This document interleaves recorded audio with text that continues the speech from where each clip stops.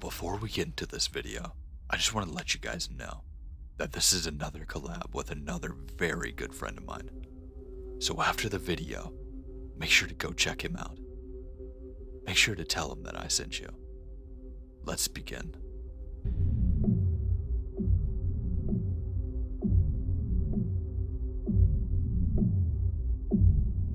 First off, I would like to remind everybody, whoever is reading this if you are, that all of these stories are 100% true and have happened to me personally, so there is no lying here. Also, I don't know why, but I feel almost compelled to tell my experiences, and I hope someone can relate, or maybe just get a kick out of them. I have had run-ins with skinwalkers. Yes, skinwalkers, on 3 separate occasions. Let me tell you, they are not easy to talk about, let alone write about, because just thinking about it gets me scared again. So I will tell you about the first time I ever saw one, which happened to be the first time I ever heard of one. First off, a little bit of background about me. I live in Utah, and all of these experiences happened while I was still living with my parents. I grew up about an hour outside of Salt Lake City, in a farming country, so I was raised on a farm. Growing up, I used to go hunting with my dad and my brother 4+ times a year. So between hunting, camping, and growing up on a farm, I know my animals. Now to start the story. It was 7 years ago in late October. I was 18 years old, and my boyfriend, now husband, was 21. For the sake of being private, we will call him Rob, and he is half Spanish and half Irish. One thing to note about Rob is he is a pretty big boy. 6 feet tall, about 260 pounds, football star. He lived all the way in Salt Lake City, but he would still drive up here every day after we both got off work to see me. He was a trooper. Well, one night he wasn't feeling too good, so he decided to take off a little earlier at 3 a.m. We walked out my back door to the front of the house where his car was parked. The moment we walked out the back door, the smell consumed us. It smelled like rotted meat. Rob commented that the country air stunk more than usual. I remember thinking that maybe a cow had died earlier in the day, and we didn't know, but it smelled like it had been decomposing for weeks. When we got to his car, Rob threw his stuff in quick and got back out to give me one last hug goodbye, when something caught my eye. It looked like a skinny, bony dog. I could barely walk. I remember thinking maybe it was a stray, and I was going to shoo it away, but the way its body was shaped, it made me think that it was maybe some sort of coyote, so I kept quiet. It was sniffing around my neighbor's front yard, when all of a sudden, it stopped dead in its tracks and stared directly at my boyfriend and I. Now this stare made the hair on my neck and my arms stick straight up. It was like it wasn't just looking at me, but studying me almost. When all of a sudden it stood up on 2 legs and hauled ass into the field behind my neighbor's house. When it stood up, it was very tall and gangly, but it stood up so smoothly. And when it started to run, you would think that it was Usain Bolt. It was so fast. But oddly enough, I never heard its feet hit the ground. I grabbed onto Rob, scared out of my damn mind. I turned to him, but he was still watching it run away. I whispered to him, "What the fuck was that?"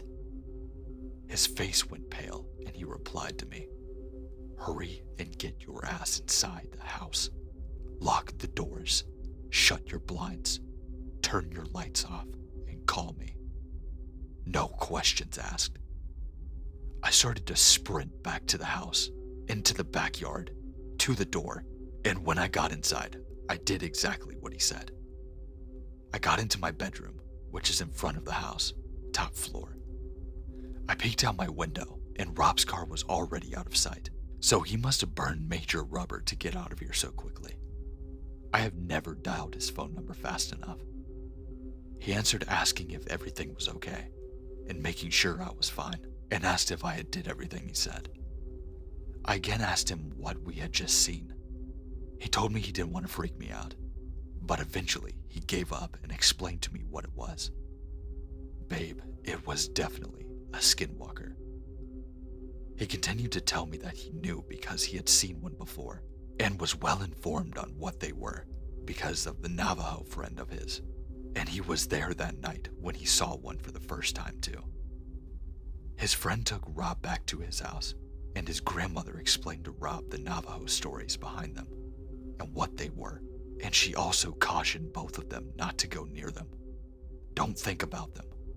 Don't talk about them, etc. Needless to say, we were both scared out of our minds, and we started to hang out in the city, in his house, rather than where I lived, because it was such a bad experience. 7 years later now, we're married and living in the city.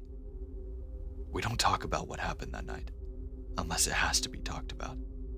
And when we do, we both get pretty frightened. I will post later about my other encounters, and maybe I will convince my husband to let me put his story on here.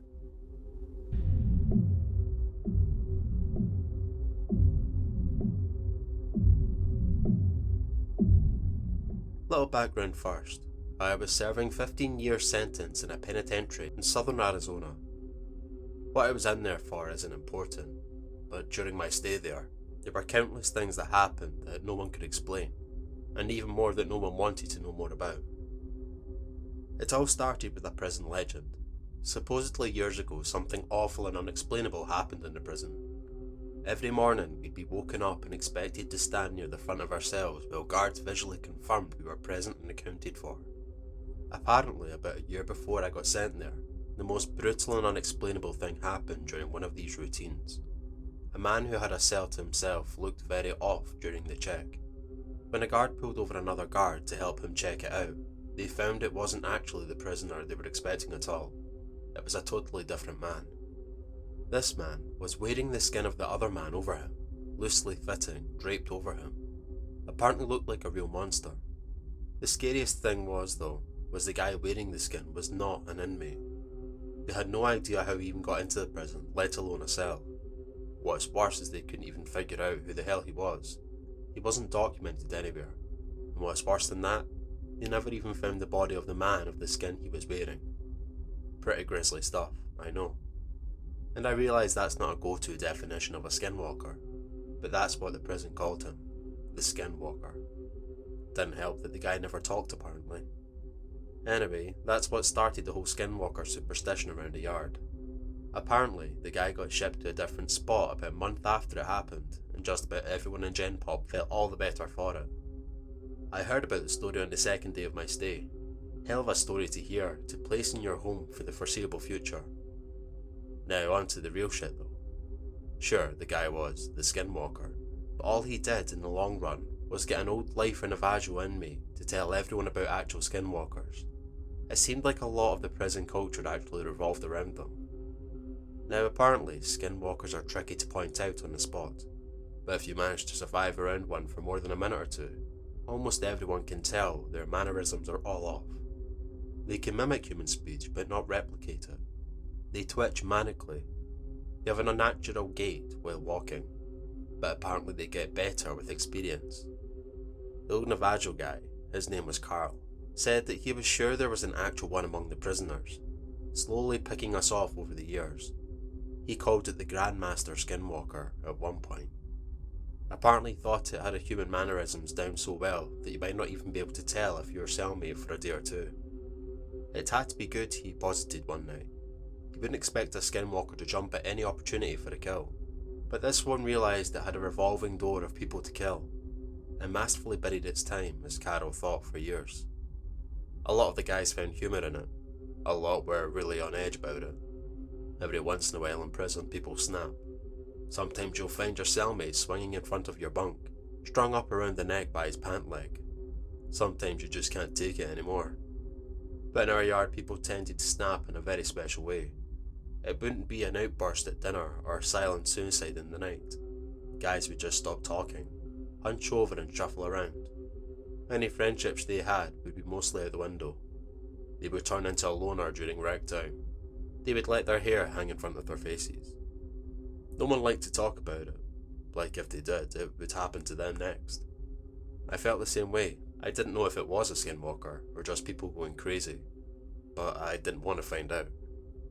It wasn't clockwork or anything, but every time someone snapped in this way, it wasn't more than a couple of weeks before they were shipped off or transferred to God knows where without anyone else knowing beforehand. Then there was the nighttime occurrences. Short, loud bursts of sound echoed through my cell block during all hours of the night on a regular basis. It sounded like a mix between a pig's dying squeals and nails on a chalkboard. Just another thing that no one talked about. Even scarier was the shadows and footsteps. The block was dimly illuminated in the night by a few lights hanging from the ceiling outside the cells. I myself saw shadows flit across my walls on a regular occasion, when there were definitely no guards near my cell. One time near the end of my sentence, I woke up, looked at my back wall and made a perfect silhouette of a person standing there, but when I looked, my bunkmate was asleep and no one was outside my cell. And the footsteps. Everyone hated the fucking footsteps. They were the scariest part. In the night, sometimes more rarely than the shadows, you would hear ungodly fast footsteps. They sounded like wet feet slapping on tile floor. Whatever caused them would fly from one end of the block to the other in a dead sprint. Whatever it was inhumanely fast. If you happened to be awake before it started, by the time you heard the footsteps on one side of your cell and whipped your head around to see the thing run by, it sounded like it was 3 cells past you. Everyone hated the footsteps. I agreed, I thought they were the worst. I was released from that place about 9 months ago, and I have more stories than I can count. I swear it was nearly my turn. About a week before I was discharged, my cellmate and a good friend of mine snapped in the same kind of way. I didn't sleep for an entire week. Well, I did sleep of course, but never for more than a few minutes at a time. Never turned my back on the guy. The scariest thing? I woke up one night to him somehow snaking his body through the bars of our cell. For reference, I couldn't get anything past my shoulder through them. The worst part though, he was coming back into our cell. On the day of my release I didn't say a word to him, just left. He seemed fine with it, so was I. I had made it through 15 years of prison fights, gang disputes, and for all I know, Skinwalker abductions. I left through the front gates a free man. As I walked along the fence for the rec yard, I spotted my cellmate, standing off on his own, like he had for the last week or so. I shook my head, not even really sure if it was him anymore. I took one last look over the yard, this time from the other side of the fence. I wish I hadn't. There, standing off on his own, on the other side of the yard was Carl, slouched over, eyeing the other inmates and twitching manically.